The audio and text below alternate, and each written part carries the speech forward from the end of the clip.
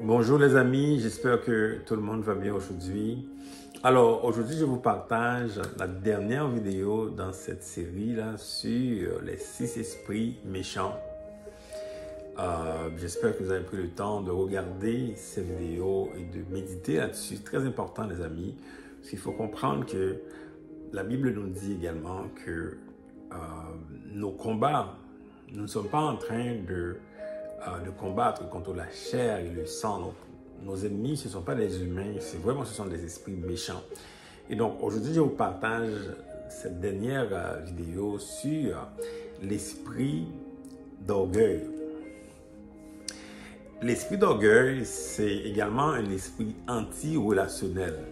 Quand je parle d'anti-relationnel, et donc c'est un esprit qui vient pour briser des relations.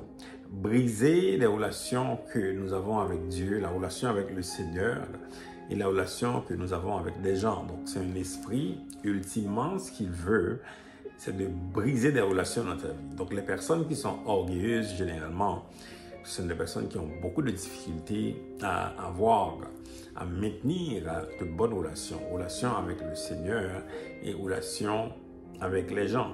Et donc, ultimement, ce qu'on voit dans l'esprit d'orgueil, eh bien, quand on a beaucoup de difficultés à bâtir et à maintenir des relations avec Dieu et avec aussi des gens, donc on est isolé, donc ça affecte notre destinée. La destinée que nous avons sur la terre, la destinée évidemment que nous avons dans l'éternité. Vous comprenez que c'est un esprit qui est très dangereux quand on parle de l'esprit de l'orgueil. Fondamentalement, comment l'esprit d'orgueil se manifeste? Il faut se demander, mais comment ça se manifeste dans la vie de quelqu'un? Consciemment ou inconsciemment, beaucoup de personnes sont affectées ou sont influencées par l'esprit d'orgueil. Il y en a même qui sont même possédés par l'esprit d'orgueil. Fondamentalement, l'esprit d'orgueil, quand quelqu'un est animé par l'esprit d'orgueil, cette personne ne veut pas d'aide, ne veut pas être aidée.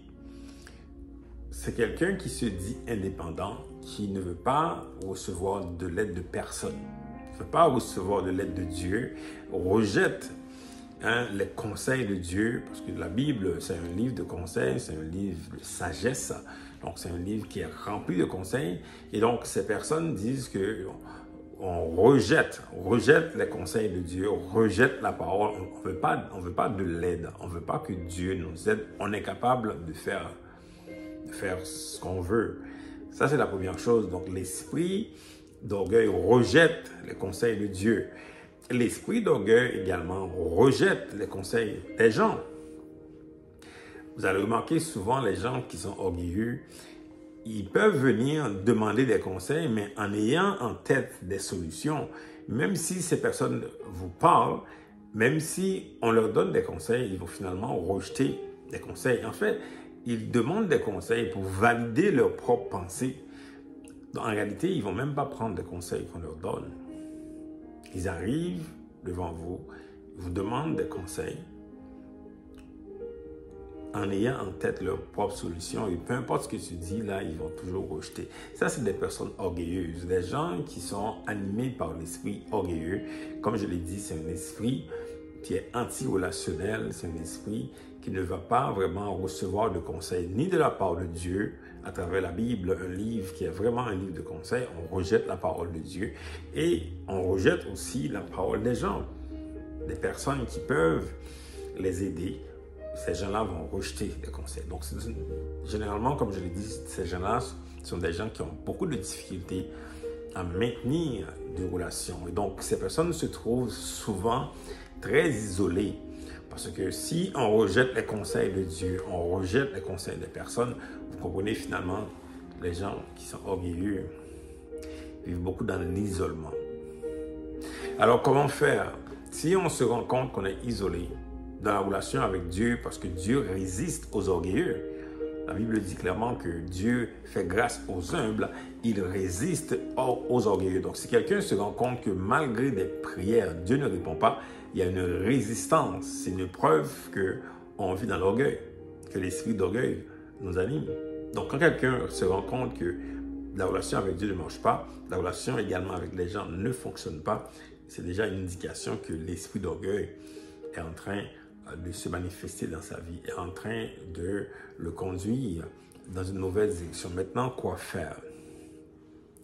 Eh bien, d'abord, c'est la repentance devant Dieu, de reconnaître qu'on a été orgueilleux, on a été désobéissant à la parole de Dieu, on a rejeté Dieu, on a rejeté tout ce qu'il a dit. Également, de reconnaître que la relation qu'on a avec des gens, ce n'est pas une relation qui est saine, ce n'est pas une relation qu'on échange, ce n'est pas une relation réciproque qu'on reçoit, qu'on échange, pardon. Et donc là, on se rend compte qu'il y a un esprit d'orgueil qui est en train de prendre place dans sa vie. Et donc par la repentance, de reconnaître qu'il y a un manque d'humilité dans sa vie, de reconnaître que son comportement, c'est un comportement qui est anti-relationnel. Et c'est là, à ce moment-là, qu'on va pouvoir aller devant le Seigneur pour demander pardon, pour avoir la repentance. Avoir la repentance, demander pardon au Seigneur pour avoir cette repentance en Jésus-Christ. Et d'être ouvert, d'avoir l'esprit ouvert, d'avoir une humilité dans sa vie, de reconnaître qu'on ne peut pas tout faire. Il y a une parole de Jésus qui est tellement puissante pour ceux qui sont orgueilleux là. Jésus a dit, sans moi, vous ne pouvez rien faire. Et donc, avec cette parole de Jésus, ça va nous donner beaucoup d'humilité, de comprendre qu'on peut dépendre de Jésus, on peut dépendre de quelqu'un. Donc, l'idée de dépendance de quelqu'un, ça va beaucoup aider la personne orgueilleuse aujourd'hui. Alors voilà, j'espère que cette vidéo vous a plu, vous a encouragé. Alors, je vous encourage vraiment à regarder ces 6 vidéos et vous allez être inspiré pour avancer plus dans la marche avec le Seigneur. Que le Seigneur vous bénisse. À bientôt.